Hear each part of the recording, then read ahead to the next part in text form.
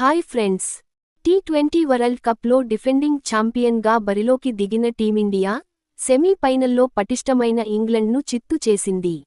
భారీ స్కోర్లతో హోరాహోరీగా సాగిన సెమీఫైనల్లో 7 పరుగుల తేడాతో విజయం సాధించి ఆదివారం న్యూజిలాండ్తో జరిగే ఫైనల్ బెర్తును ఖరారు చేసుకుంది.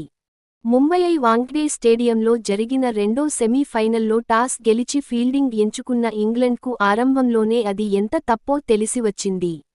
ఇన్నింగ్స్ ఆరంభం నుంచి భారత బ్యాటర్లు చెలరేగారు.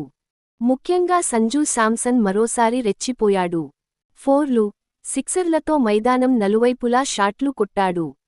శాంసన్ 89, ఇషాన్ కిషన్ 39, శివం దూబే 43 పరుగులు చేయడంతో భారత్ నిర్ణీత 20 ఓవర్లలో 7 వికెట్లకు 253 పరుగుల భారీ స్కోరు సాధించింది.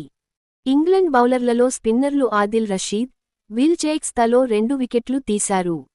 అనంతరం 254 పరుగుల భారీ లక్ష్యంతో బరిలోకి దిగిన ఇంగ్లండ్ దూకుడుగా బ్యాటింగ్ ఆరంభించింది. అయితే వెంటవెంటనే వికెట్లు కోల్పోయింది. 95 పరుగులకే 4 వికెట్లు కోల్పోయిన ఇంగ్లండ్ను యువ లెఫ్ట్ హ్యాండర్ జాకబ్ బెథెల్ ఆదుకున్నాడు.